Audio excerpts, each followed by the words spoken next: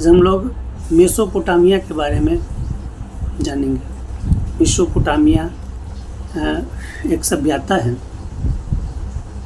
जो मानव सभ्यता के विकास के क्रम में सबसे पहले शहरों का विकास हुआ तो मेसोपोटामिया में हुआ। मेसोपोटामिया पहली बार शहर का विकास किया। मेसोपोटामिया के बारे में जानने से पहले हम लोग जानते हैं कि मेसोपोटामिया का अर्थ क्या होता है।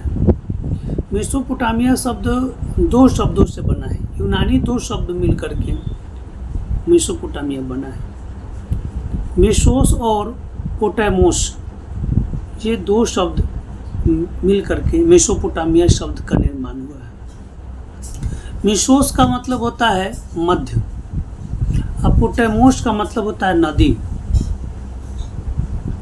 इन दोनों शब्दों के मिलने से बना नदी के मध्य या नदी के बीच। यानी इस शब्द से पता चलता है कि मेसोपोटामिया जो शहर बसा, जो सभ्यता विकसित हुई, वो सभ्यता किसी नदी के बीच या दो नदियों के बीच हुई होगी। और जो मेसोपोटामिया के मध्य, जो नदियों के मध्य ये मेसोपोटामिया विकसित हुआ, उस नदी के नाम कौन कौन से थे, वो कौन कौन से नदी थी? तो मेसोपोटामिया जो थे दल्ला और फुरात नदियों के बीच विकसित हुआ। ये दो नदी थे, दल्ला और फुरात। दल्ला और फुरात नदियों के बीच मेसोपोटामिया सभ्यता का विकास हुआ। अब मेसोपोटामिया एक छोटा सा जगह नहीं था।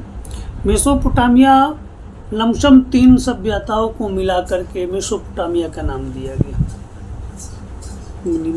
मिनिमम 3 या 4 सभ्यता को मिला करके मेसोपोटामिया बना, मेसोपोटामिया का नाम दिया गया।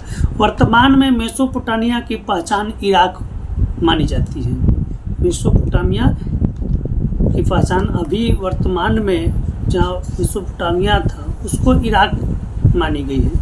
और प्राचीन काल में मेसोपोटामिया के दक्षिण में जो शहर था वो सुमेर था और दक्कद, ये दो शहर। और दक्षिण की तरफ मेसोपोटामिया के दक्षिण में जो सभ्यता विकसित हुई थी वो सुमेर और दक्कद में विकसित हुई थी। उसके बाद उसके उत्तर पूर्व में बाबुल नाम की सभ्यता विकसित हुई थी। बाबुल को बेबीलोन कहते हैं।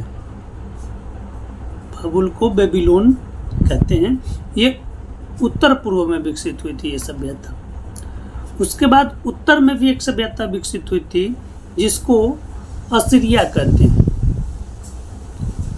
और ये तीनों क्रमशः ये तीनों सभ्यता मिला करके सुमेर, बेबीलोन और असीरिया, तीनों सभ्यता को मिला करके हम लोग मेसोपोटामिया की सभ्यता नाम देते हैं, मेसोपोटामिया का नाम देते हैं। तो ये रहा मेसोपोटामिया का छोटा सा संक्षिप्त परिचय।